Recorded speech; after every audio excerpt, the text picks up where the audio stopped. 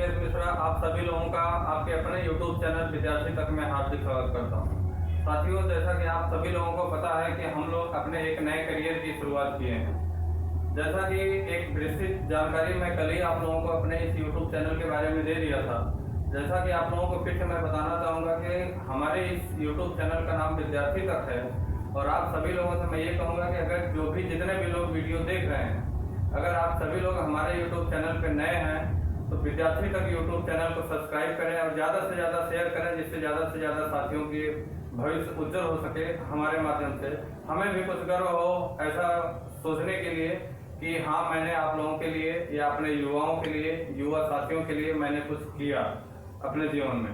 तो साथियों, जैसा कि मैं आप लोगों को बताऊं कि मैं कल आपको विस्तृत जानकारी दिया था। जो लोग वीडियो देखे होंगे, जो नहीं देखे होंगे, उनको भी मैं बताना चाहूँगा कि मैं एजुकेशन से रिलेटेड अपना एक YouTube चैनल विद्यार्थी तक बनाया हूँ, जिसमें मैं शिक्षा से संबंधित जो भी कॉम्पिटिटिव एग्जाम की तैयारी कर रहे हैं बच्चे, उन सभी विद्यार्थियों के लिए मैं एजुकेशन से संबंधित वीडियो दूंगा और उस वीडियो के माध्यम से बच्चों का करियर, बच्चों का भविष्य उज्जवल हो सकता है। जो बच्चे बड़े बड़े शहरों में जाकर पढ़ाई नहीं कर पा रहे हैं, रूम लेकर बड़ी बड़ी कोचिंगों में दाखिला लेकर पढ़ाई नहीं कर पा रहे हैं, मैं कोशिश करूंगा कि अपनी तरफ से मैं आपको एक बेहतर शिक्षा देने का काम करूंगा, जिससे कि आपका उज्जवल भविष्य उज्जवल हो सके। उसी क्रम में साथियों, मैं आप लोगों से कल वादा किया था कि मैं 2 वीडियो अभी फिलहाल कंटिन्यू रखूंगा अपने इस चैनल पे। 2 वीडियो आपको जाएगी, जो कि एक करंट अफेयर की होगी और एक हिंदी की होगी। सॉरी, एक्चुअली मैं अभी लाइव क्लास नहीं ले पा रहा हूँ कुछ कारणों पर, तो इस वजह से वीडियो अपलोड होगी। वो किसी भी टाइम अपलोड हो सकती है। आप लोग चैनल पे जो है सब्सक्राइब करके वो जो घंटी वाला निशान है उसे दबाकर ऐसा आप मतलब ऐसे उसको दबा देंगे तो आपको ये पता चल जाएगा जब भी वीडियो अपलोड होगी आपके पास SMS आ जाएगा। तो मैं अपने YouTube चैनल पे फिलहाल 2 वीडियो कंटिन्यू रखूंगा, जो कि एक करंट अफेयर की होगी, जो कि 10 से 15 मिनट, 20 मिनट या आधे घंटे तक भी जा सकती है। एक छोटे से वीडियो में मैं आपको एक बेहतर, मोस्ट इम्पॉर्टेंट, जो सबसे महत्वपूर्ण करंट अफेयर के क्वेश्चंस होंगे, जिसके सबसे ज़्यादा चांस होंगे कि एग्जाम में आने के चांस हैं, मैं ऐसे करंट अफेयर की क्लास में आप लोगों को दूंगा। और दूसरी बात, एक हिंदी की भी मैं क्लास दूंगा आप लोगों को, वो भी किसी भी टाइम अपलोड हो सकती है। तो उसमें भी एक बेहतर तरीके से पढ़ा के जो है आपको क्लास दी जाएगी। दूसरी चीज़, टॉपिक वाइज क्लास होगी और जितने भी एग्जाम्स होते हैं, वनडे एग्जाम्स, चाहे वो कोई भी हो, जितने भी कॉम्पिटिटिव एग्जाम्स हैं जिसमें हिंदी आती है, उन सभी के सिलेबस को फोकस करते हुए मैं सिलेबस को आगे कंटिन्यू रखूंगा, बढ़ाऊंगा। आज पहली क्लास होगी, जो कि आपको अभी बता दूं कि वो हिंदी की इंट्रोडक्शन की क्लास होगी। आप लोग उस क्लास को भी लेना न भूलिएगा।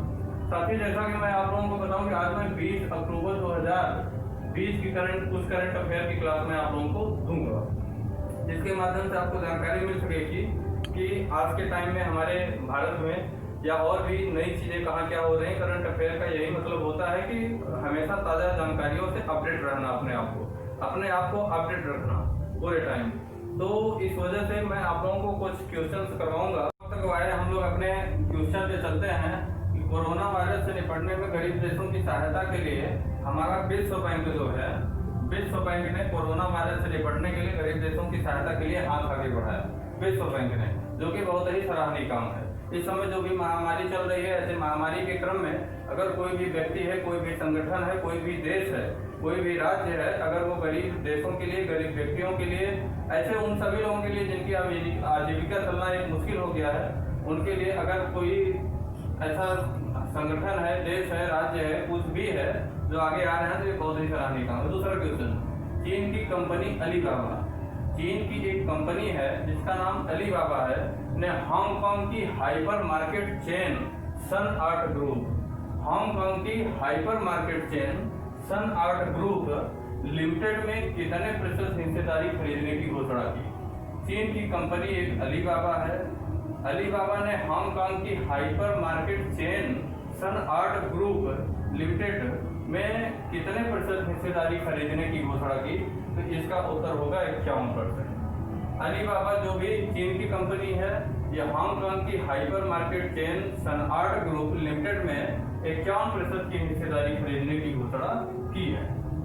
नेक्स्ट क्वेश्चन है, केंद्र सरकार ने हाल ही में केंद्रीय गृह सचिव, केंद्र सरकार ने हाल ही में केंद्रीय गृह सचिव अजय भल्ला, केंद्रीय गृह सचिव अजय भल्ला का कार्यकाल कब तक के लिए बढ़ा दिया गया। केंद्र सरकार ने हाल ही में केंद्रीय गृह सचिव का नाम भी आप लोग याद रखिएगा, अजय भल्ला।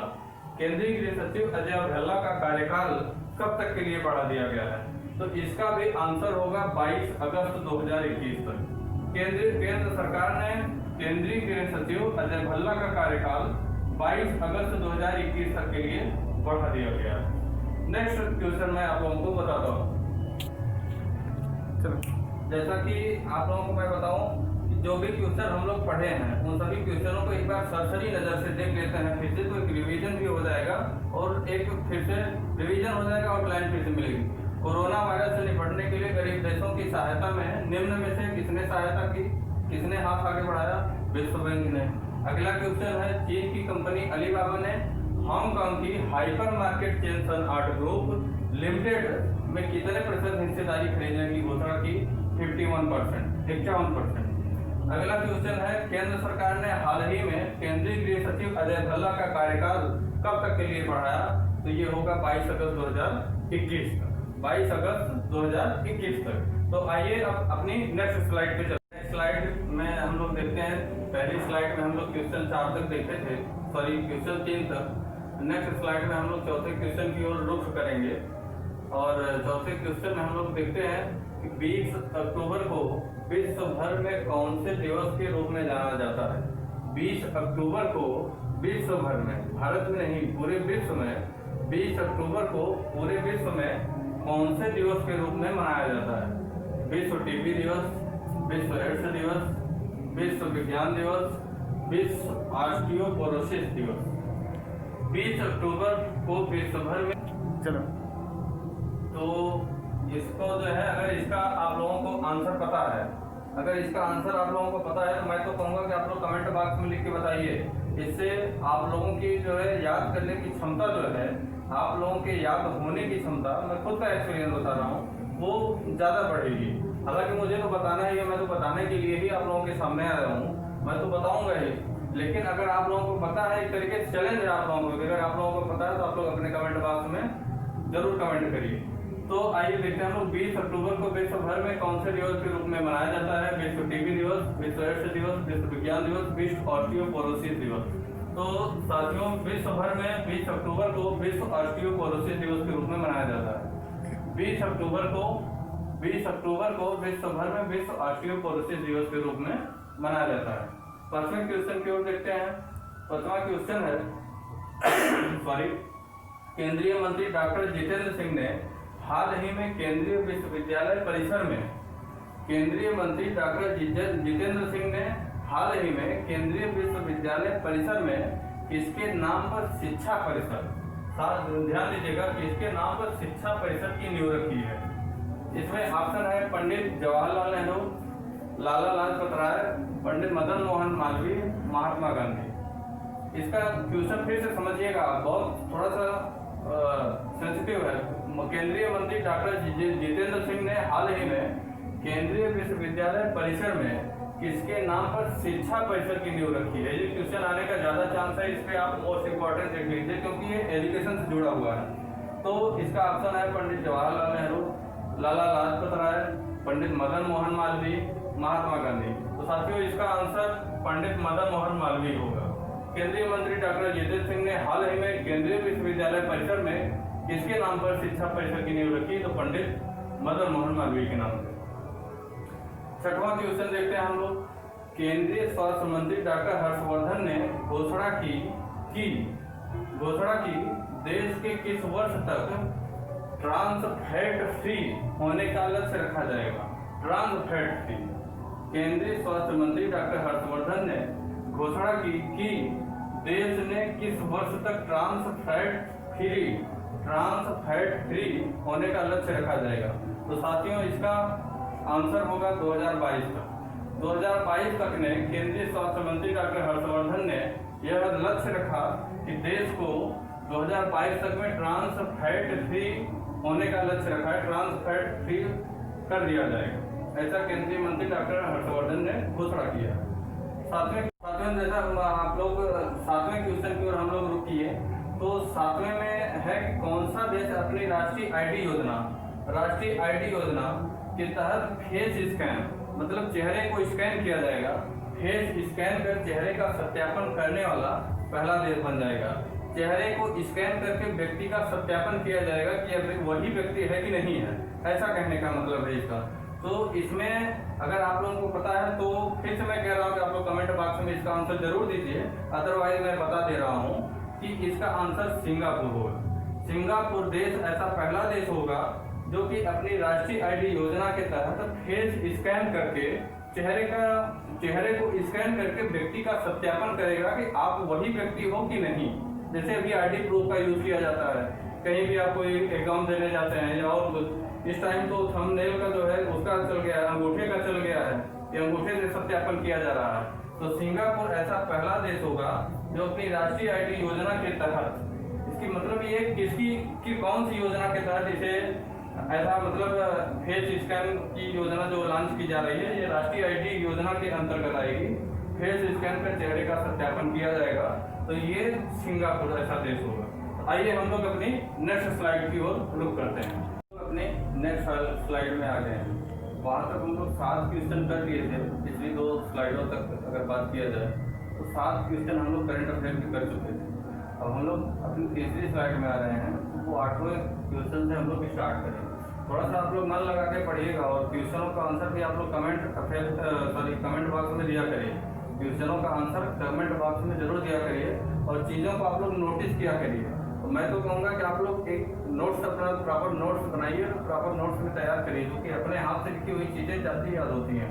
हम तो बता ही रहे हैं, 2 बार बता रहे हैं, 3 बार बता रहे हैं। आप लोगों की डिमांड होगी तो मैं एक जो है रिवीजन क्लास भी संडे को रख सकता हूँ, ऐसा भी नहीं। आप लोगों के लिए मैं कुछ भी करूँगा, लेकिन बस ये है कि आप लोग हमसे जुड़िए, आप विश्वास करिए, आप मेहनत अपने हमारे ऊपर विश्वास करिए, अपनी मेहनत पर विश्वास करिए। आप लोग बिल्कुल रेगुलर मेहनत करिए, तब भी चीज़ें क्लियर होंगी। आइए हम लोग अपने 8वें क्वेश्चन की ओर रुक करते हैं।